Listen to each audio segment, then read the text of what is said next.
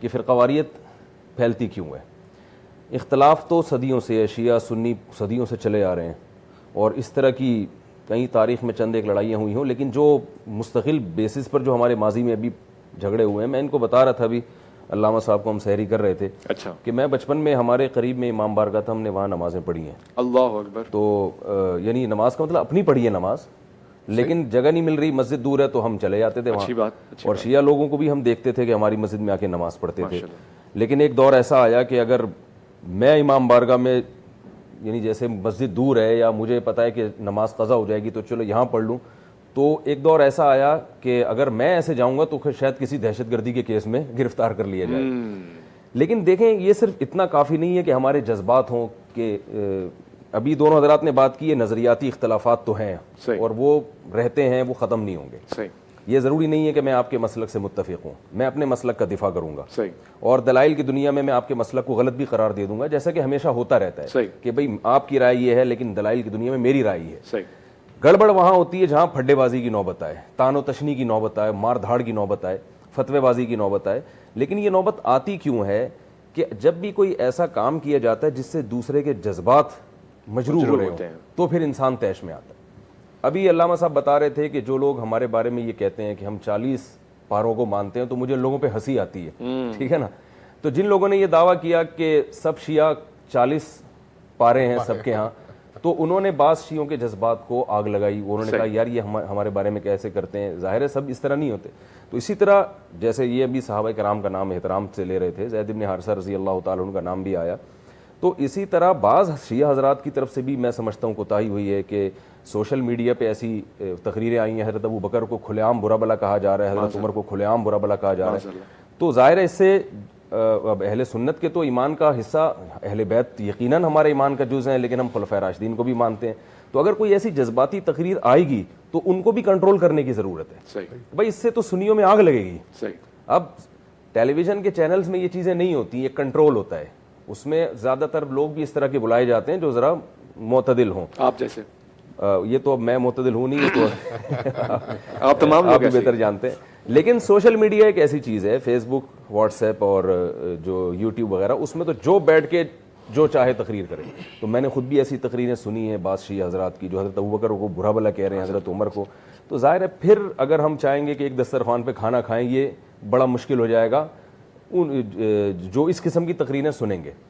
تو ایسے لوگوں کو ہر مسلک میں ایسے علماء کو آگے لانا چاہیے جو یہ سمجھتے ہیں کہ بھائی کس حد تک یعنی ہماری تقریر برداشت کی جا سکتی ہے, اور کون سی چیزیں ایسی ہیں جو بہت حساس ہیں, ان میں تو ایک قتل و غارت تک نوبت آ سکتی ہے.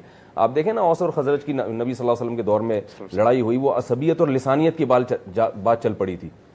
تو عرب میں یہ جو عصبیت بہت تھی, قبائل پر فخر, تو جیسے یہ بات ہوئی ہے تو دونوں طرف سے تلواریں نکل گئیں. تو آپ صلی اللہ علیہ وسلم نے اس جنگ کو ٹھنڈا کیا. تو بعض موضوعات اتنے خطرناک ہوتے ہیں کہ ان پہ کسی بھی طرف سے اگر بات چیت ہوگی تو وہ ایمان کا ایک, پھر وہ غیرت کا اپنا جو ہے نا وہ اس کو مسئلہ بنا لیا جاتا ہے, اور پھر اس پہ بڑا مشکل ہوتا ہے اتحاد. تو یعنی ضروری ہے کہ اگر آپ چاہتے ہیں ملک میں محبت کا ماحول پیدا ہو تو اہل بیت کا بھی احترام ہو اور دوسرے صحابہ کا بھی احترام نہ ہو, اور اگر احترام نہ ہو تو کم از کم توہین نہ ہو. کھلے عام ایسی تقریریں نہ ہوں جس سے جذبات کو آگ لگتی ہو. سوشل میڈیا کو کنٹرول کیا جائے, اور یہ ہر مسلک کے علماء کی ذمہ داری ہے, بڑوں کی, کہ وہ اپنے ماتحتوں کو کنٹرول کریں. ذمہ داری. میں بھی ان کے ساتھ بیٹھا ہوں, کچھ چیزیں میں نے ان سے ابھی سنی تو میں حیران ہوا کہ اچھا ایسا بھی ہوتا ہے, ایسا بھی ہوتا ہے. مثال کے طور پر میرا ایک ذہن میں تھا کہ شیعہ حضرات کی مسجدیں نہیں ہوتی, تو انہوں نے بھی بتایا کہ امام بارگاہ کے اندر مسجد الگ ہوتی ہے, امام بارگاہ الگ ہوتا ہے.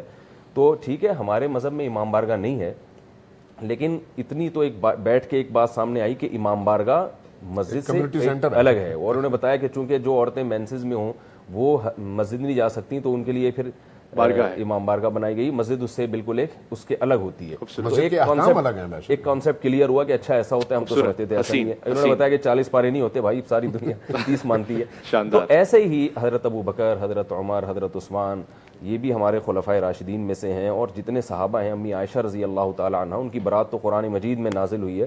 تو اس قسم کی تقریریں اگر کوئی کر رہا ہے شیعہ حضرات میں تو اس کو تھوڑا سا کنٹرول کرنا چاہیے کہ بھائی یہ مسئلہ ایسا ہے جس پہ اہل سنت بہت جذبات میں آتے ہیں, تو اس سے ملک کا امن خراب ہوگا. دونوں طرف ضرورت ہے, اگر ہمارے ہاں کوئی ایسی تقریریں کر رہا ہے جو ایسے الزامات لگائے جا رہے ہیں جو نہیں ہیں, جو شیعہ حضرات میں وہ چیزیں نہیں ہیں, تو ہمارے حضرات کی ذمہ داری ہے کہ اس کو کنٹرول کریں. یہ آپ نے بغیر تحقیق کے کیسے الزام لگائے. اور 4 آدمیوں کو دیکھ کے, جیسے دیکھ کے چاول ہوتے ہیں نا, 2-4 چاول چیک کر کے پوری دیکھ پر حکم لگا دیا جاتا ہے. تو کوئی مسلک ایسا نہیں ہوتا کہ 2-4 افراد کو دیکھ کے آپ نے پورے مسلک پہ ایک چیز کا حکم تھوپ دیا. یہ بدگمانی ہے, یہ جائز نہیں ہے. تو اس طرح سے میں سمجھتا ہوں یہ وہ مضبوط بنیاد ہوگی جس بیس پر ہم مختلف مکاتب فکر کے درمیان ایک جوڑ پیدا کر سکیں گے, محبت پیدا کر سکیں گے, جو ملک کی ایک بہت شدید ضرورت بھی ہے. بہت خوبصورت گفتگو ہو گئی. اور جی حضور آپ چند جملے عرض کروں, اجازت ہے؟ جی بالکل. میں مفتی صاحب کو اپریشیٹ کرتا ہوں اس حوالے سے, بڑی خوبصورت انہوں نے اور اچھی گفتگو کی ہے. دیکھیں کچھ چیزیں ہوتی ہیں زمینی حقیقتیں, ان زمینی حقیقتوں کی طرف اگر ہم نہیں جائیں گے تو یقیناً غلط فہمیوں کا شکار ہوں گے. مکتب تشیع میں یا اہل سنت کے مختلف مکاتب کے اندر بعض شدت پسند ہر جگہ ہوتے ہیں. کیا یہ جو گزشتہ 30 سال میں پاکستان میں جتنی دہشت گردی ہوئی ان کا تعلق کسی خاص مکتبہ فکر سے تھا یا نہیں تھا؟ لیکن کیا اس پورے مکتب کو مطعون کرنا کہ یہ مکتب دہشت گرد ہے یہ درست ہے؟ قطعاً نہیں. میں اس بات کی کبھی بھی اجازت نہیں دوں گا کہا جائے کہ بھئی دیوبندی دہشت گرد ہے. نہیں بھئی ایسا نہیں ہے. اسی طرح سے اہل حدیث کے حوالے سے کہنا کہ سب گستاخ ہیں, نہیں قطعاً ایسا نہیں ہے. ہو سکتا ہے 2-4 بندے ان میں سے نکلیں جو اس طرح کی زبان استعمال کریں, ان کو آپ مکتب کو مجموعی طور پر اس طرح کی بات کریں تو یہ قطعاً درست نہیں ہے. اسی طرح سے بریلویوں کے حوالے سے اگر یہ کہا جائے یا اہل سنت جن کو کہا جاتا ہے عامت المسلمین میں, ان کے حوالے سے یہ کہا جائے کہ یہ سارے بدعتی ہیں, نہیں بھئی ایسا بالکل بھی نہیں ہے. اسی طرح سے اگر اہل تشیع کے حوالے سے بھی ایسی بات کی جائے تو یہ بھی غلط ہے, بالکل ایسا نہیں ہے. میں آپ کو 2 مثالیں دیتا ہوں. اس وقت نجف میں ہم چونکہ تقلید کرتے ہیں, اہل سنت حضرات ان 4 ائمہ تک ہی محدود ہیں. ہم ہر دور میں زندہ مجتہد کی تقلید کرتے ہیں, ٹھیک ہے. اس لیے اس تقلید کے لیے مجتہد کا جامع الشرائط ہونا ضروری ہے. آج کے دور میں 2 بڑے مجتہد ہیں ہمارے ہاں, ایک آیت اللہ العظمیٰ خامنئی ہیں اور ایک آیت اللہ العظمیٰ سید علی سیستانی ہیں. سید علی سیستانی عراق میں ہیں, عراق میں اکثریت شیعوں کی ہے, لیکن اقلیت اہل سنت کے ہونے کے باوجود اور دشمن کی تمام تر کوششوں کے باوجود آج جب عراق کی صورتحال ایسی بنی کہ اس کی تباہی کی نوبت آئی, شیعہ سنی سب کٹھے ہو گئے اور آج صورتحال یہ ہے کہ شیعہ سنی کے پیچھے اور سنی شیعہ کے پیچھے نماز پڑھتا ہے. سبحان اللہ. ٹھیک ہے, میرے پاس اس طرح کی تصویریں آج انہی افطار پارٹیوں کی موجود ہیں جہاں پر جب شیعہ علماء اہل سنت کی جامع مساجد میں گئے تو انہوں نے شیعہ علماء کو آگے کر دیا, خود پیچھے نماز پڑھی, اور اہل سنت جب شیعوں کے پاس گئے تو انہوں نے ان کے پیچھے نمازیں پڑھی. تصویریں انہی دنوں کی, یہ جو آج کل یہ دن گزر رہے ہیں. اچھا, وہاں پر اہل حدیث کا بھی ایسا ہی ہے. اہل حدیث کے بہت بڑے عالم دین ہیں شیخ مہدی سمیدی, ابھی انہوں نے جو فتویٰ دیا وہ پڑھ کے میں خود حیران رہ گیا کہ شیعہ علماء نے ایسا فتویٰ نہیں دیا جیسا فتویٰ انہوں نے دیا. اس کا مطلب یہ ہے کہ جب دشمن سامنے آتا ہے تو پھر چھوٹے اختلافات کو پس پش ڈال دیا جاتا ہے. لیکن کیا اس کا مطلب یہ ہے کہ اس معاشرے کے اندر بد زبان لوگ نہیں ہیں؟ نہیں, ایسا ہے, ہر معاشرے میں ہوتے ہیں. کیا ہمارے ابھی آپ یوٹیوب میں چلے جائیں, کیا دیوبندیوں کے اندر ایسے لوگ نہیں ہیں؟ اہل حدیث کے اندر ایسے لوگ نہیں ہیں؟ بریلویوں کے اندر ایسے لوگ نہیں ہیں؟ شیعوں کے اندر ایسے لوگ نہیں ہیں؟ ہر جگہ ہیں. لیکن اس کا مطلب یہ نہیں ہے کہ اگر کسی نے بد زبانی کی تو اس کی وجہ سے آپ پورے مکتب کو نشانہ بنائیں اور اس کے بعد کہیں ہم تو کٹھے نہیں بیٹھیں گے. یہ غلط ہے. اس پورے معاشرے پر اس حکم کا اطلاق نہیں ہوتا. اس لیے آیت اللہ خامنئی کا ایک فتویٰ ہے, انہوں نے کہا کہ امہات المومنین اور صحابہ کرام کی شان اقدس میں توہین حرام ہے. حرام ہے, مطلقاً حرام. فقہی طور پر دیکھیں 2 اصطلاحیں ہیں, ایک ہے ریاست کا قانون اور ایک ہے فقہی شرعی حکم. انہوں نے جو اپنا فتویٰ دیا اس میں ان سے پوچھا گیا تھا, جب پوچھا گیا انہوں نے کہا کہ امہات المومنین کی شان اقدس میں کوتاہی اور اس طرح کی زبان استعمال کرنا شرعاً حرام ہے, قانوناً جرم ہے. قانوناً جرم کا مطلب یہ ہے کہ اسی دنیا میں اسی ملک کے اندر کے قوانین کے تحت اس کو سزا ملے گی, جیل میں ڈالا جائے گا. اور شرعاً حرام کا مطلب یہ ہے کہ آخرت میں بھی اس کو سزا ملے گی. ٹھیک ہے. ادھر آپ عراق میں چلے جائیں, آیت اللہ سیستانی نے فرمایا کہ اہل سنت کو بھائی نہیں بلکہ اپنی جان کہو. آگے بہت ساری ان کی باتیں ہیں. اس کا مطلب یہ ہے کہ ان لوگوں میں اتنی دور اندیشی تھی کہ وہ اپنے دشمنوں کو بہت اچھی طرح سے جانتے تھے کہ ہمارے دشمن کے داخل ہونے کے راستے کون سے ہیں. مجھے یہ بتائیں کہ چاہے کسی بھی مسلک میں ہو, ان میں اگر تھوڑا سا ان کے اندر جا کے دیکھیں نا تو آپ کو وہ لوگ جو اس طرح کی شدت پسندی پیدا کرتے ہیں ان کے پیچھے کسی نہ کسی ایمبیسی کا ہاتھ نظر آئے گا آپ کو. آپ آج یورپ میں چلے جائیں 20 چینلز چلتے ہیں, 20 چینلز. میں آپ کو لسٹ دوں گا رات کو اگر مجھے توفیق ملی اور ٹائم ملا. 20 چینلز چلتے ہیں, ان کا کام صرف یہ ہے کہ یہ چینل اس مسلک کو گالی دے گا اور وہ چینل اس مسلک کو گالی دے گا. فنڈنگ کون کرتا ہے؟ یا ملکہ برطانیہ کرتی ہے, یا MI6 کا کام ہے یہ, یا پھر CIA کا, امریکنز کا. تو کیا ہماری آنکھیں کھولنے کے لیے یہ کافی نہیں ہے؟ ایک اب اگلی بات دیکھ لیں, ایک شیخ یاسر حبیب ہے ادھر برطانیہ میں, اچھا, اس کے پاس ایک بہت بڑا علاقہ ہے اور اس نے فدق کے نام سے ایک چینل کھولا ہوا ہے. اچھا, وہ ایسی گمراہ کن باتیں کرتا ہے جس سے واقعی معاشرے کے اندر آگ لگ جائے. اچھا, امہات المومنین کے حوالے سے اپنے آپ کو شیعہ بھی کہتا ہے. اب سارے شیعہ کہتے ہیں یہ بھئی MI6 کا ایجنٹ ہے, فنڈنگ وہاں سے ہوتی ہے. لیکن اگر آپ کہیں نہیں وہ چونکہ اس نے اپنے نام کے شیعہ لگایا ہوا اس لیے ہم اس کی وجہ سے آپ سب کے خلاف ہیں, تو میرا خیال ہے آپ کی عقل پہ ماتم کرنا چاہیے. ایسا نہیں ہونا چاہیے.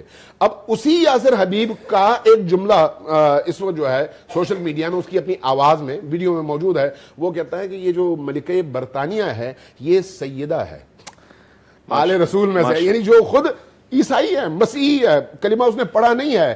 اس کا مطلب یہ ہے کہ وہ اس حد تک ان ایجنسیوں کے ہاتھوں میں جکڑے ہوئے, اور یہی کیفیت ادھر اہل سنت کے نام سے چلنے والے وہ چینلز کی ہے.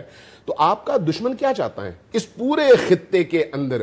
اسی نام سے آپ کو لڑانا. جی, پہلے وہ بریلوی دیوبندی لڑائے گا, جی, پھر وہابی بریلوی لڑائے گا, پھر شیعہ سنی لڑائے گا. ماضی کی تاریخ آپ کو اسی سے بھرپور ملتی ہے. کیا یہ چیزیں عقل کو کھولنے کے لیے کافی نہیں ہیں کہ اس کے پیچھے جو ذہن کار فرما ہے وہ آپ کے ملک کا بھی دشمن ہے اور آپ کے عقائد اور آپ کے نظریات کا بھی دشمن ہے. ہاں, کچھ سادہ لوگ اپنی غلط فہمیوں یا جہالت کی وجہ سے ایسے لوگوں کے ہاتھوں ایندھن بن کر استعمال ہو سکتے ہیں, اور وہ جو استعمال ہوتے ہیں انہوں نے ممکن ہے شیعہ کا لباس پہنا ہو, دیوبندی کا لباس پہنا ہو, اہل حدیث کا پہنا ہو, یا پھر بریلوی کا پہنا ہو, لیکن جو فکر پیچھے ہے وہ وہی استعماری فکر ہے جس نے خلافت عثمانیہ کو توڑ کر مسلمانوں کا بیڑا غرق کیا.